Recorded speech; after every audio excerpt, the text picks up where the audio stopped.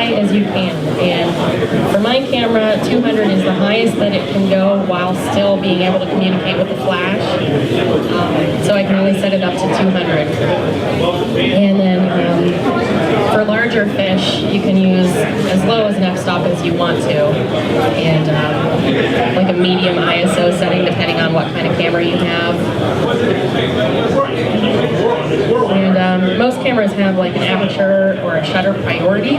So if you're not sure what aperture or ISO to set your camera on, you can just set it to shutter priority and have it at like 200. And then it'll set the aperture and ISO for you.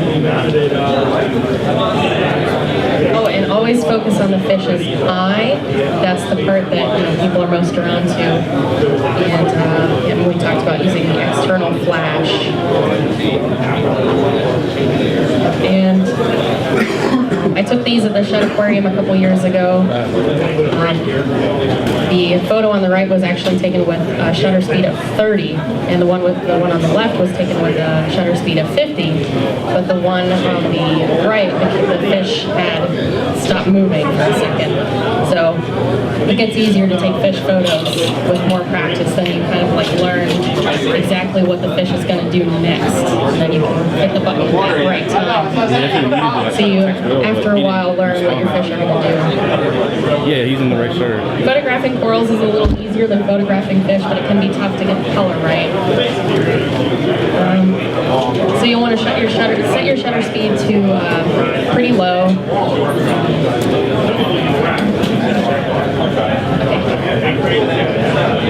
A low ISO if possible, and She didn't talk yet. okay. And use different lighting, white balance, and exposure settings. Like I said, when I photograph corals, I don't do perfect white balance, I just do auto white balance. Actinic or blue lighting helps bring out the fluorescent coloration of the corals. At Live Aquarium, we used 20K radium metal halide bulbs, and that seemed to be the perfect combination of lighting for us over our corals. But the pink and red corals didn't always come out great under the 20K radium, so sometimes I would use a flash on those, believe it or not. And I know a lot of people use like a pink spotlight over pink or red corals to help with that. And you definitely want to turn off all the pumps so the polyps aren't waving around, and use a tripod if you can. Full tank shots, actually this is the one thing that I was never able to really master. This is Kevin Cohen's office tank.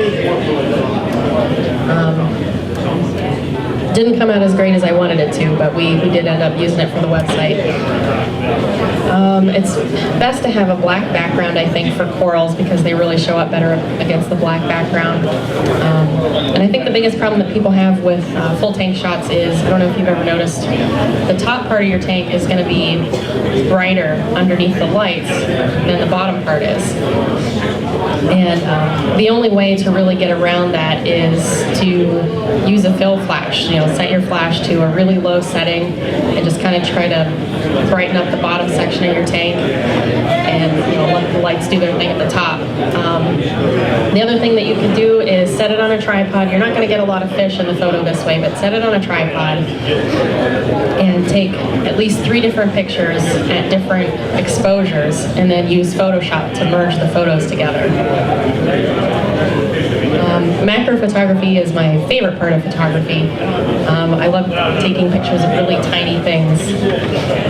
And it's not that easy, but usually you need a dedicated macro lens or a diopter. I brought my diopter today because a lot of people don't know about these.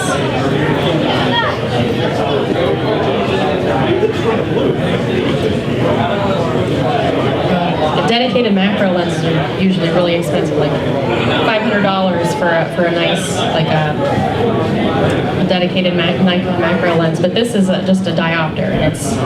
You screw it onto the front of your lens. I just have the kit lens, and I've taken all of my macro shots with this piece of equipment. I think I paid $20 for it on Amazon.com. It's probably my favorite camera accessory. I take all of my macro shots with this, and honestly honestly, I think I can get a little bit closer with that than I could with like the, what is that, 900 millimeter? Does that ring a bell? I forget what it was, but it was the really expensive Nikon macro lens. Some tips for macro photography. Yep, the closer your camera is to your subject, the higher the f-stop has to be. Because if you have a really tiny object and you're this far away from it, if your f-stop is too low, then only the front part of that object is going to be in focus. So I usually have my f-stop all the way up to like 36, as high as it can go. And I almost always have to use a flash with macro photography. And the shutter speed should be as high as you possibly can make it.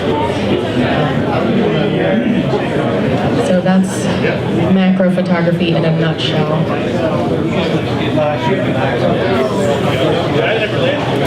That takes some getting used to, because if you put it too close to it, it just whites it out. So sometimes, you know, I'm in front of my tank and I have this hand over here and, you know, my camera right here, and it's, yeah, it just takes some practice, I guess. And some people's lenses require you to manually focus when you go into macro mode, but mine doesn't. And you'll want to pick the largest file size that you can. Like I think on the Nikon, it's JPEG Fine Large. And low ISO is definitely necessary with macro shots because they get really grainy quickly. Composition isn't something that in aquarium photography you have to worry about much, but it is, you know, in the aquarium world, something that's important. The rule of thirds, I don't know if anyone's ever heard, what do they call it, the golden ratio, where you chop your photo into 9 sections and your photo is supposed to follow those lines. The picture on the top is a terrible picture because half the animal's been cropped out. So that's just an example of bad composition. I won't get much into post-processing, but if you don't have Photoshop, there is a free program that you can download off of the internet that is almost exactly like Photoshop, and I love the program. It's the GNU Image Manipulation Program, and there are a lot of like online users that have created different brushes and like, user-generated content that you can download for free also. It's really nice. It has all the same functions as Photoshop, and it's free. But there are a couple of tips here, like common things that people do to their photos post-processing. Of course, you can auto levels, and if you try that the first time and it doesn't work, there's a little eyedropper tool when you go into levels, and you can pick the whitest portion of the photo, and that will white balance it for you. Then you can color balance. And a lot of people have problems with particulate matter floating in the water in the photos. You can use the blur tool or the club and stamp tool to get that out. And if you had to use a high ISO, sometimes despeckling can help take care of that. And that is the end of my presentation. Thank you all for coming.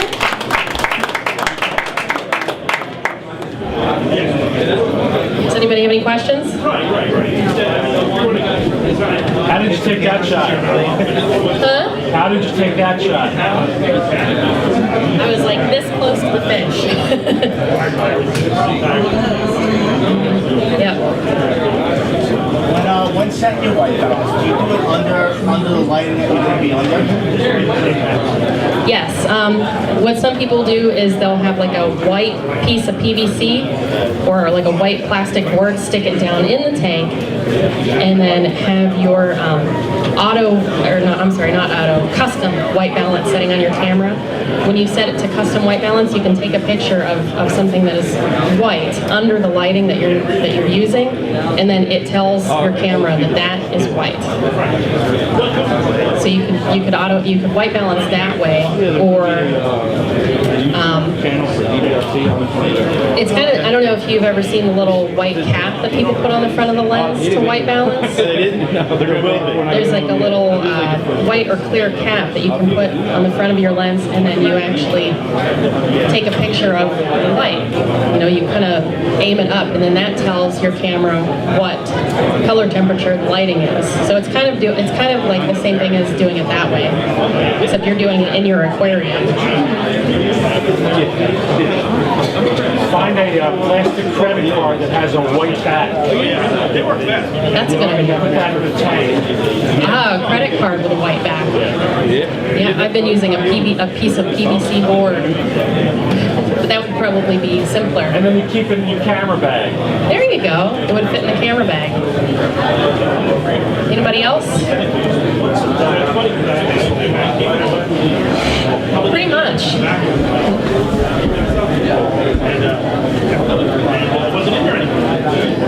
Yeah, basically.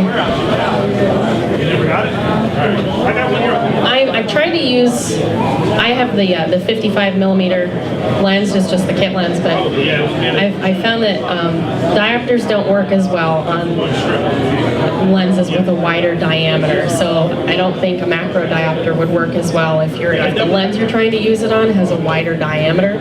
But for the small lenses, I mean, this works fine for me. I mean, $20 as opposed to $500 for the lens that I really want. I mean, that's a big difference. But I doubt it. Yeah.